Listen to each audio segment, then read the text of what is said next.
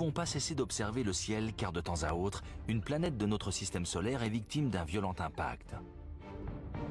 En 1994, une énorme boule de neige a foncé droit sur une boule de gaz géante et transformé la Terre en témoin oculaire stupéfait. Les échantillons rocheux rapportés par les missions lunaires Apollo ont convaincu la plupart des scientifiques de la violence de ce qu'on appelle le grand bombardement tardif qui a assailli notre système solaire il y a 4 milliards d'années. Mais dans les années 90, beaucoup continuaient de croire que la probabilité d'un nouvel impact avec un gros objet céleste était quasiment nulle. L'astrogéologue Gene Shoemaker a donc entrepris de démontrer que les collisions avec de grands objets dans notre système solaire n'appartiennent pas entièrement au passé. Cela rappelait la fable de Chicken Little. L'idée était farfelue. C'était un sujet de film de science-fiction, mais c'était un peu difficile à envisager sérieusement. On n'a jamais entendu parler d'une personne qui serait morte frappée par un astéroïde.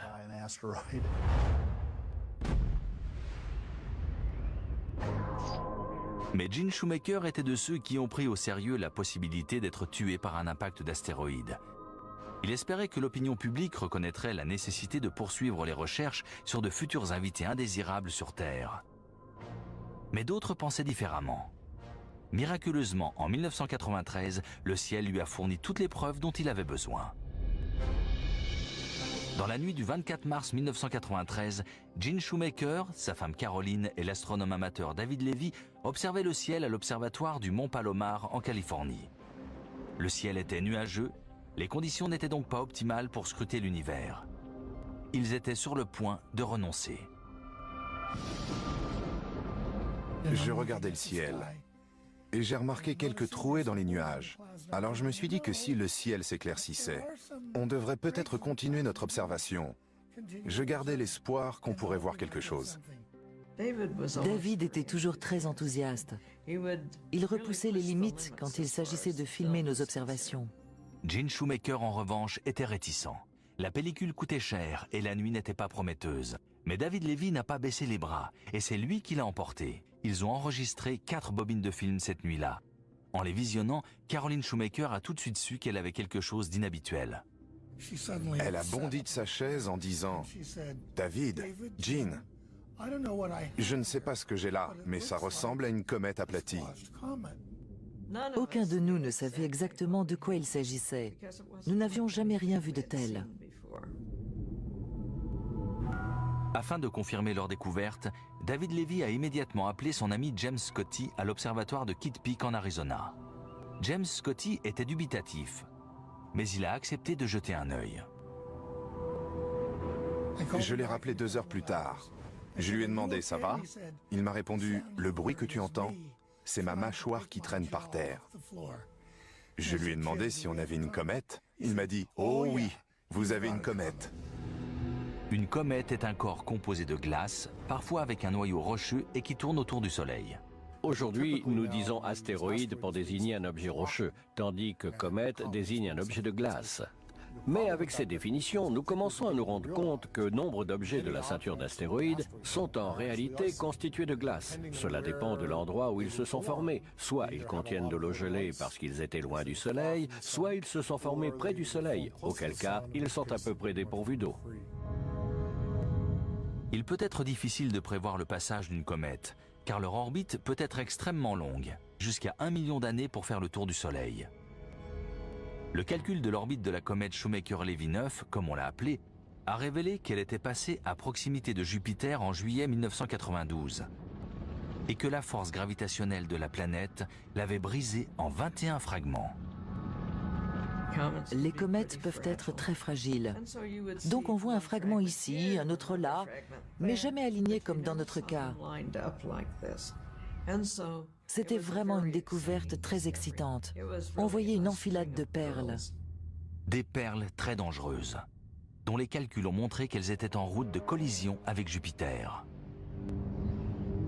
Ça a été une nouvelle fantastique pour Gene, qui avait toujours voulu voir un impact. Mais les réactions dans la communauté scientifique ont été franchement mitigées. Je me souviens du jour où on a annoncé que la comète Shoemaker-Levy 9 allait entrer en collision avec Jupiter. Un étudiant est entré dans mon bureau en disant « Vous avez entendu? Une comète va percuter Jupiter !» Alors je lui ai répondu que Jupiter était très grande et les comètes très petites, et qu'il n'allait pas se passer grand-chose. C'était en effet la question. Quel type d'impact une grosse boule de neige pouvait-elle provoquer sur une boule de gaz géante? Pour Gene Shoemaker, la vitesse inouïe de la comète allait créer une collision spectaculaire avec Jupiter. Mais là encore, personne ne l'a cru. On ne savait pas grand-chose sur la composition des comètes ou leur résistance. On espérait un beau spectacle. Personne ne pensait que le résultat serait aussi impressionnant. Gene Shoemaker avait raison. Du 16 au 22 juillet 1994, le monde a regardé l'un après l'autre les fragments de la comète Shoemaker-Levy 9 percuter de façon spectaculaire les nuages de Jupiter. Les fragments étaient alignés comme les wagons d'un train de marchandises, et ils ont percuté la planète. Des panaches sont montés à plus de 3000 km au-dessus des nuages de Jupiter. On aurait pu faire tenir la Terre dans un des nuages noirs soulevés par les impacts de ces fragments. C'était très impressionnant. Impressionnant, le mot est faible. Un fragment de 3 km de long, le fragment G, a frappé la planète avec une énergie équivalente à 6 millions de milliards de tonnes de TNT. Soit 600 fois la puissance de l'arsenal nucléaire et conventionnel mondial. C'est une Regardez, incroyable. C'est quelque chose qui n'arrive qu'une fois dans la vie. Notre compréhension du système solaire évoluait à pas de géant au moment même où on le regardait. C'est comme ça qu'on fait de la science. La preuve était faite que les impacts n'étaient pas seulement possibles, mais inévitables et très dangereux. Selon certains, si un morceau de comète de la taille du fragment G entrait en collision avec la Terre, cela pourrait faire disparaître la majorité des formes de vie sur la planète. Savoir que les collisions dangereuses sont encore possibles dans notre système solaire n'est qu'une partie de l'héritage de Gene Shoemaker. En 1997, il est mort dans un accident de voiture alors qu'il étudiait des cratères d'impact à Alice Springs, en Australie. Je me souviens d'un dîner où un convive a demandé à un autre qui était le plus grand planétologue et le plus grand géologue du XXe siècle. Sans hésiter, il a répondu Gene Shoemaker. Gene Shoemaker a permis au monde de comprendre que les impacts dans notre système solaire sont toujours des désastres en attente de réalisation. Mais ces collisions violentes ont-elles aussi contribué à façonner les planètes environnantes, à modifier leur composition ou même leur positionnement? Par exemple, pourquoi Mars a-t-elle deux faces distinctes? Et pourquoi Uranus repose-t-elle sur son flanc? Un morceau de débris du système solaire, 10 fois plus petit que notre Lune, est lancé à travers l'espace. Les roches et les débris qui se trouvent sur son chemin sont anéantis, mais laissent des traces à sa surface. Il est en route de collision avec Mars. L'impacteur et Mars sont sur le point de tester la capacité de deux objets à occuper le même espace au même moment. Le planétoïde percute Mars dans une collision cataclysmique, projetant poussière et débris. Il ne s'agit que d'une nouvelle journée éprouvante dans la vie du système solaire interne il y a 4 milliards d'années. La trace du plus grand impact jamais subi par notre système solaire n'était pas visible jusqu'à tout récemment. Le mystère a commencé en juin 1976 alors que la sonde Viking 1 arrivait au terme d'un voyage vers Mars qui avait duré 10 mois. Elle s'est mise en orbite autour de la planète rouge et a commencé à envoyer des photos à la Terre. La sonde et sa compagne Viking 2 ont effectué plus de 2100 voyages autour de la planète et envoyé des photos des canyons, cratères, volcans et plaines de lave de Mars. Les photos ont également révélé une curieuse division de la surface de la planète. Mars a ce que nous appelons une dichotomie hémisphérique, où la moitié nord de la planète a une surface très lisse et une faible altitude, tandis que la moitié sud a une surface beaucoup plus irrégulière et une altitude élevée. Nous connaissons l'existence de cette dichotomie depuis une trentaine d'années. Le mystère demeure quant à sa formation. Dans les années 80, l'astronome Stephen Squires et le géologue Don Willems ont proposé une théorie radicale. Ce qu'on appelle la théorie de l'impact géant observé au nord de Mars est en fait le plus grand cratère d'impact du système solaire.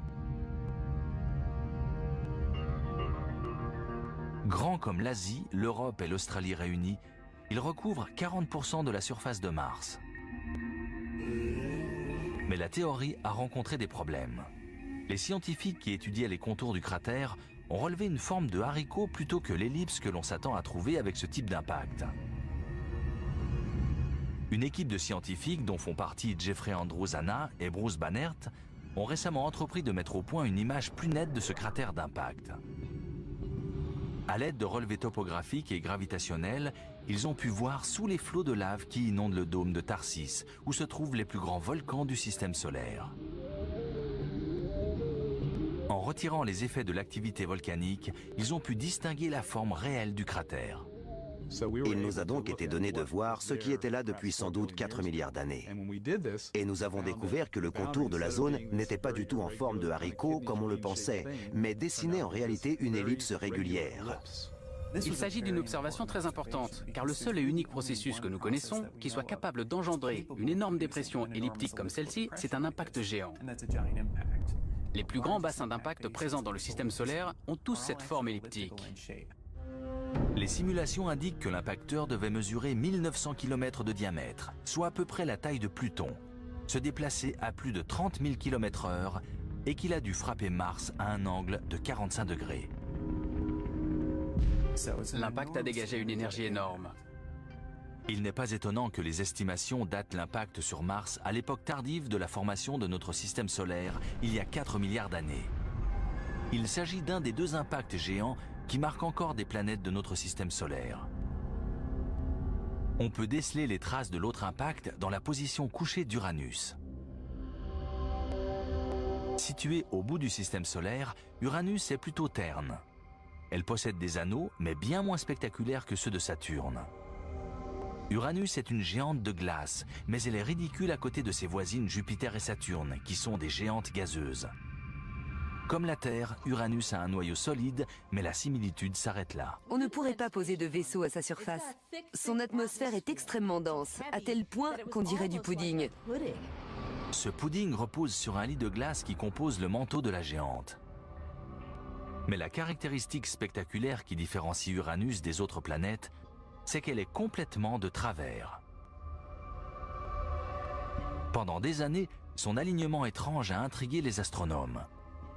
C'est un astronome soviétique, Viktor Safronov, qui le premier a proposé dans les années 60 la théorie selon laquelle Uranus avait dû être percuté par un objet peut-être aussi grand que la Terre.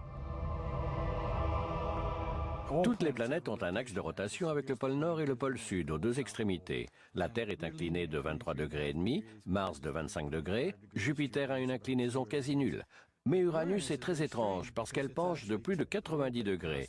Viktor Safronov a suggéré que ceci pouvait être le résultat d'un impact avec un objet qui, si je me souviens bien, devait représenter 3% de la masse d'Uranus. Donc, imaginez une planète ronde qui tourne sur elle-même, qui se fait percuter sur sa tangente, juste au sommet. Le choc la renverse, les débris se dispersent et vous avez désormais une planète qui tourne sur elle-même, couchée sur le côté.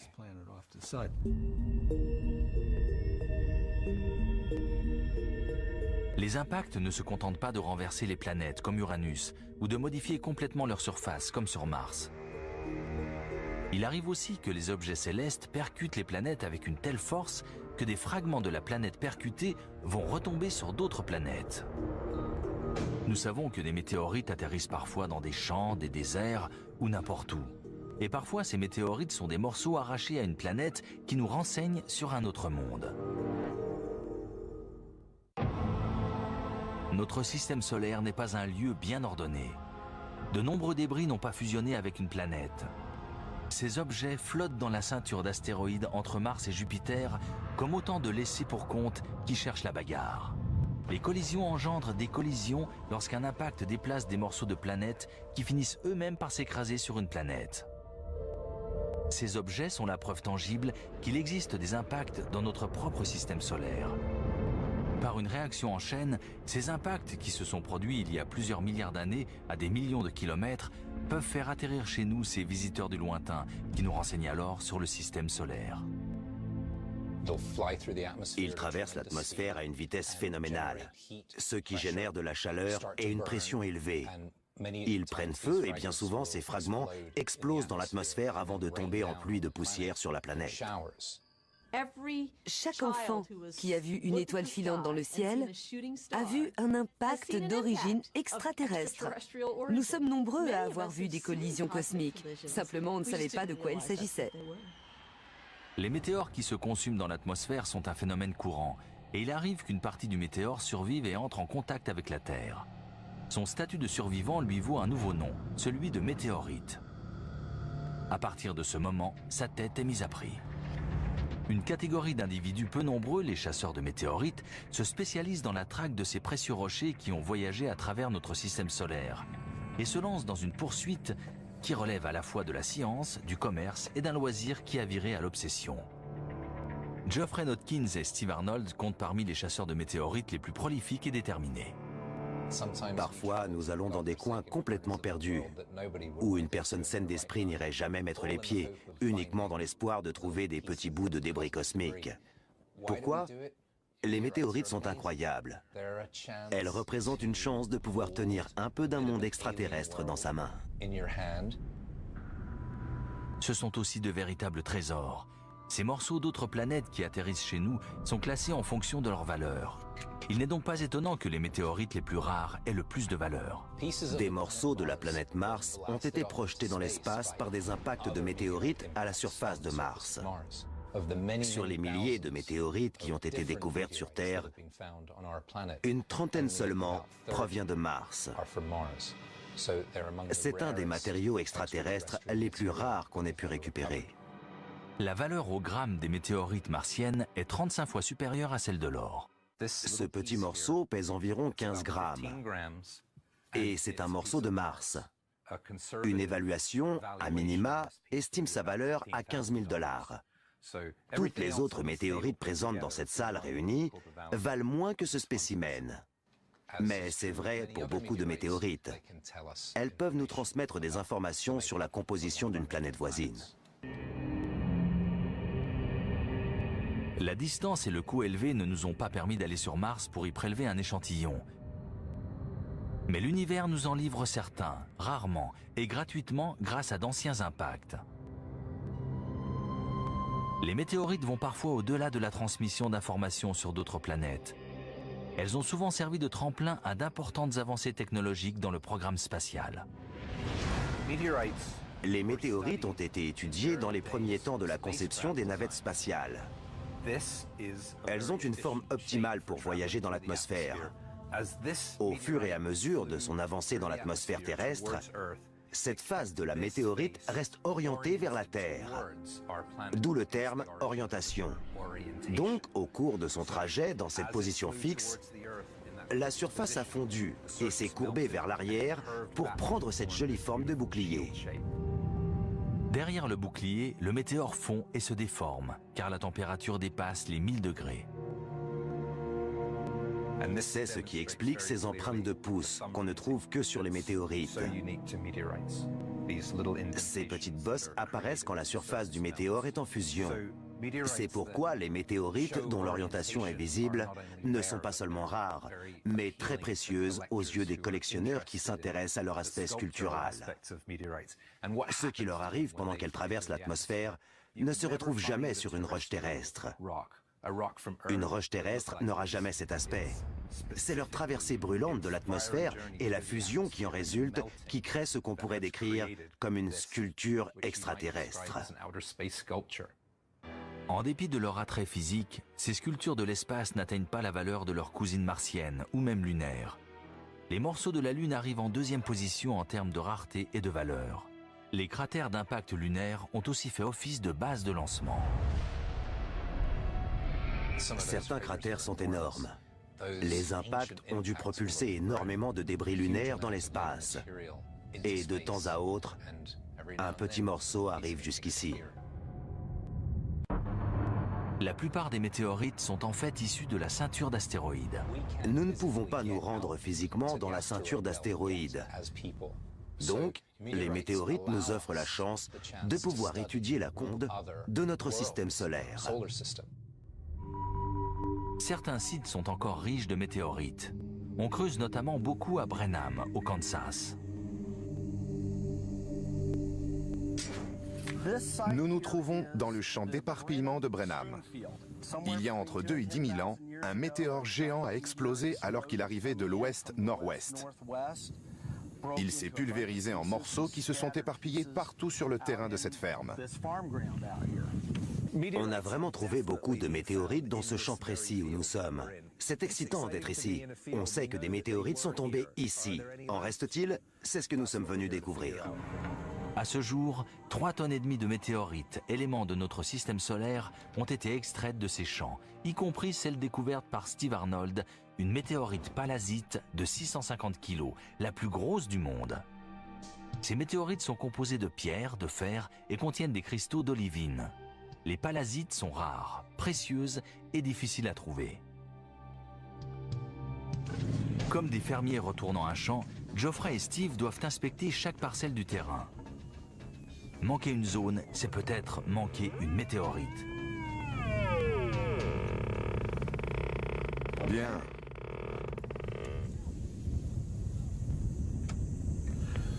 On va localiser l'objet, voir ce que c'est.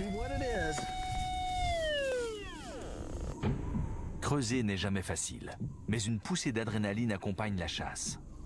La possibilité d'avoir sous les pieds une météorite valant des dizaines de milliers de dollars diminue un peu les douleurs lombaires pour le chasseur qui creuse.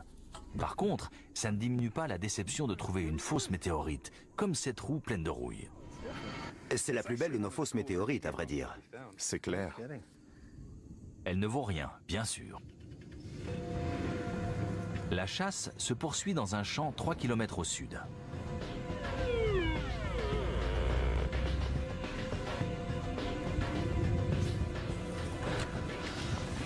Eh bien, ça a l'air excitant de chasser les météorites.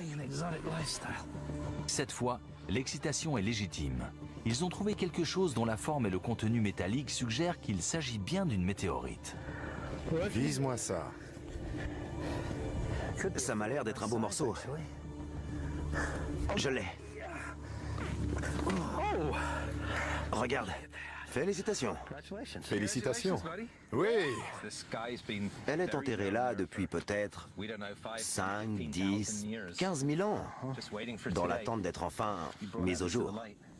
La forme classique de la météorite, sa face aplatie par la chaleur dégagée lors de son entrée dans l'atmosphère terrestre, et son poids, près de 20 kg, pourrait en faire une découverte de premier ordre. 20, 25 000 dollars peut-être.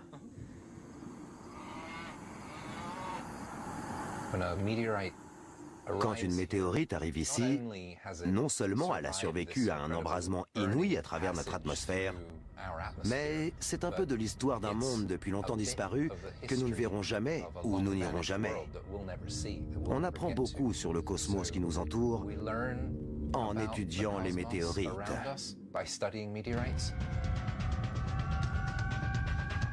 Certaines météorites survivent à leur voyage dans le système solaire pour nous faire rêver à d'autres mondes. Quelle sorte de preuve pourrait se cacher dans ces roches venues de l'espace? Est-ce la preuve d'une vie extraterrestre?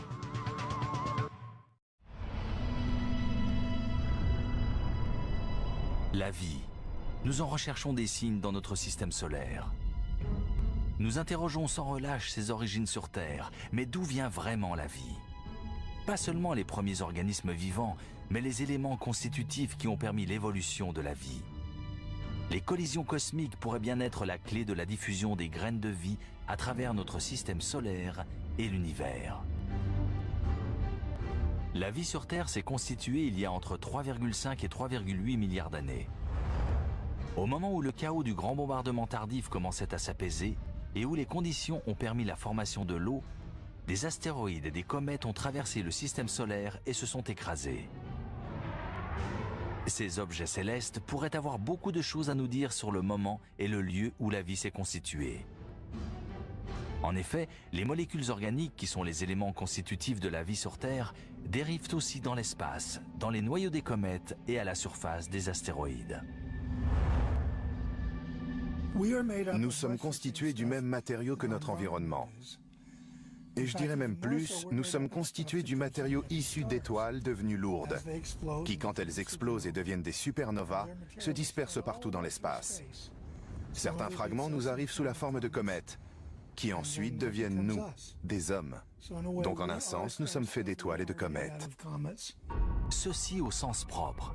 Par exemple, le fer que contient notre sang s'est formé pendant la mort d'étoiles voici plusieurs millions d'années. Dans les dernières phases de la vie d'une étoile, après que le processus de fusion a consommé l'hydrogène et l'hélium qu'elle contenait, il produit du fer. Ce fer est distribué à travers l'espace lorsque l'étoile meurt et explose.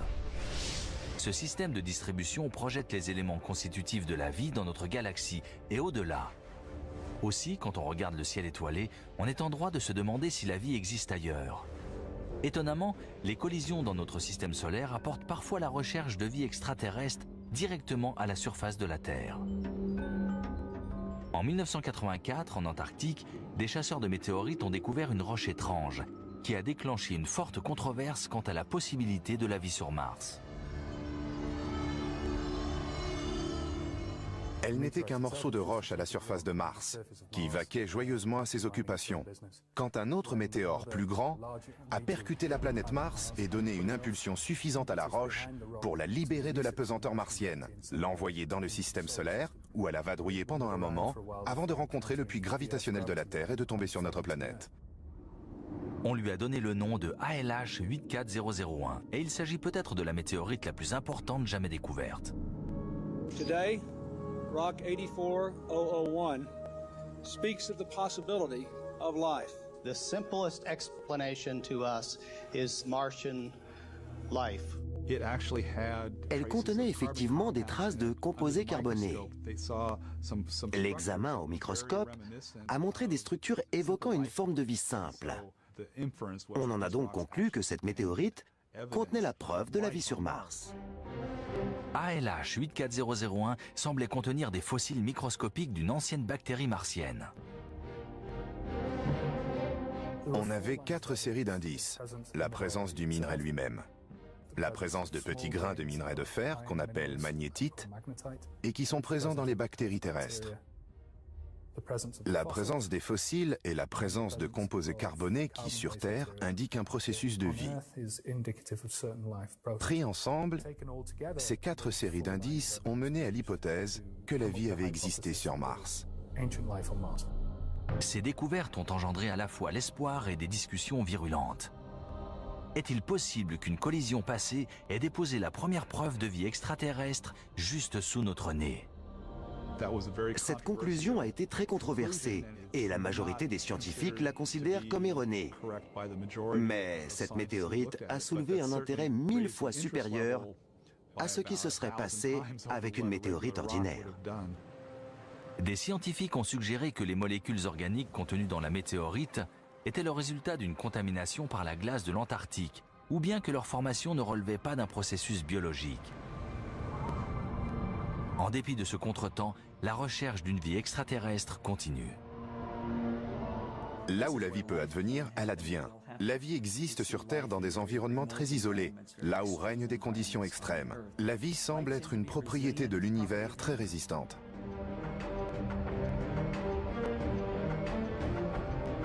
Les comètes et les astéroïdes contiennent des ingrédients nécessaires à la formation de la vie, suggérant ainsi que le système solaire est riche de ce potentiel de vie. La vie a-t-elle pu être semée dans le système solaire par ces objets célestes ?